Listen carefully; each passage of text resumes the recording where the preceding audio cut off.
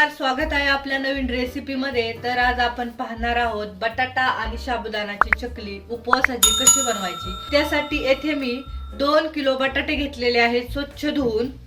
अर्धा किलो साबुदाणा आहे, हे मी रात्रभर पाण्यामध्ये भिजत ठेवलेले, त्याच्यानंतर यातलं पाणी काढून घेतलेलं आहे। पाहू शकता छान हे साबुदाणा असे भिजलेले आहेत। आणि येथे मिरच्या बारीक करून घेतलेल्या आहेत, हिरवी मिरची। तिखटचं प्रमाण तुम्ही कमी जास्त करू शकता। तर हे 2 किलो बटाटे आपण अगोदर कुकर मध्ये टाकणार आहोत शिजण्यासाठी।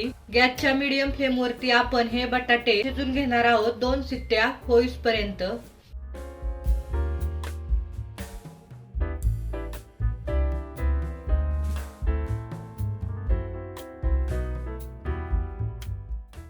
गॅसच्या मीडियम फ्लेम वरती आपण कुकरच्या 2 शिट्ट्या घेतलेल्या आहेत। झाकण काढूया। बटाटे छान असे शिजलेले आहेत। आता आपण हे थंड व्हायला ठेवूया। बटाटे शिजलेले आहेत, थंड झालेले आहेत। आता आपण या बटाट्याचे साल काढून घेऊया।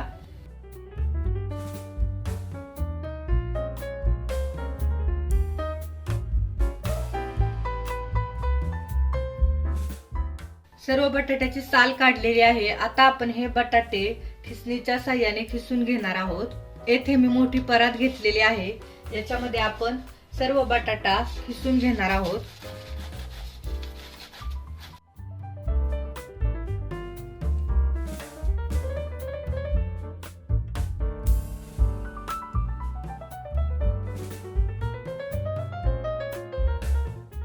पाहू शकता अशा प्रकारे सर्व बटाटा आपण छान असा खिसून घेणार आहोत। सर्व बटाटा मी खिसणीने खिसून घेतलेला आहे। पाहू शकता छान असा एकजीव झालेला आहे। अर्धा किलो साबुदाणा आपण रात्रभर भिजत ठेवलेला, तो पण याच्यात टाकूया। चवीनुसार मीठ,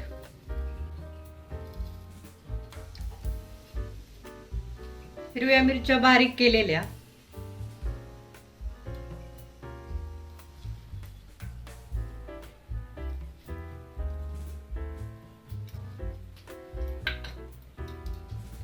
हे सर्व मिक्स करूया।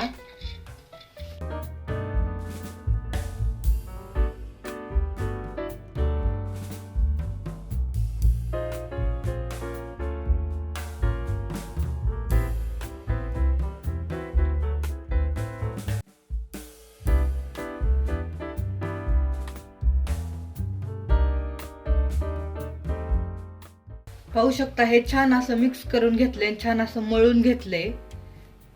आता आपण चकलीचा जो सोरे आहे त्याच्यामध्ये हे मिश्रण घालून आपण उपवासाची साबुदाणा चकली बनवणार आहोत आणि उन्हामध्ये 2 दिवस कडकडीत वाळवणार आहोत। सोऱ्याला मी तूप लावून घेते आतमधून, म्हणजे आपलं हे मिश्रण चिकटणार नाही।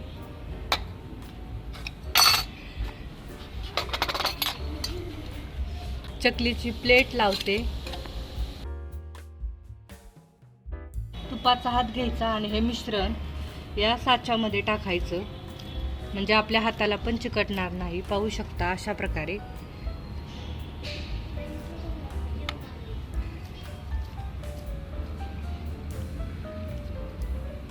प्रकारे भरून घ्यायचे।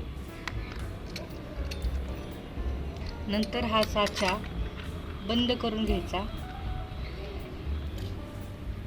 अशा प्रकारे आपण साबुदाणा कुरकुरे तयार करून घेणार आहोत।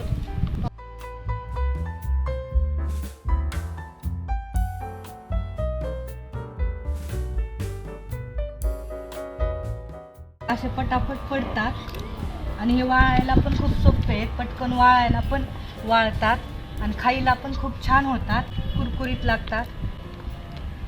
तर असे सर्व साबुदाणा कुरकुरे आपण बनवून घेणार आहोत। पाहू शकता साबुदाणा कुरकुरे छान असे मी 2 दिवस कडकडीत उन्हामध्ये वाळू घातलेले आणि छान असे वाळलेले आहेत। असे छान चांगले वाळून घ्यायचे। पाहू शकता की ते असे कडकडीत उन्हामध्ये वाळलेले आहेत ते।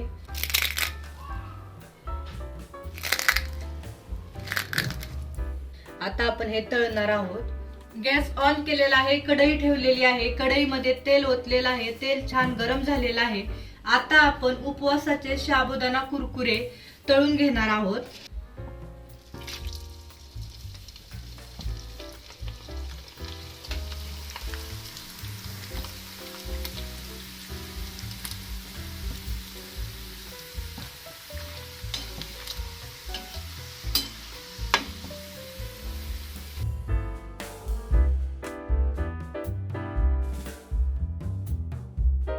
पाहू शकता उपवासाचे साबुदाणा कुरकुरे पण किती छान असे तळलेले आहेत आणि आपण साबुदाणा हा अख्खा टाकलेला, त्याच्यामुळे तो साबुदाणा पण किती फुललेला आहे. तर तुम्हाला जेव्हा उपवास असेल तेव्हा तुम्ही हे तळू शकता, खूप छान लागतात. लहान मुले पण खूप आवडीने खातात. तर उपवासाचे साबुदाणा कुरकुरे तुम्ही हे एकदा बनवून वर्षभर खाऊ शकता, जेव्हा उपवास असेल तेव्हा. आणि जर तुम्हाला असे खाऊ वाटले तर तेव्हा पण खाऊ शकता. हा व्हिडिओ आवडला असेल तर लाईक करा, शेअर करा आणि आपल्या चॅनलला नक्की सबस्क्राईब करा. थँक्यू.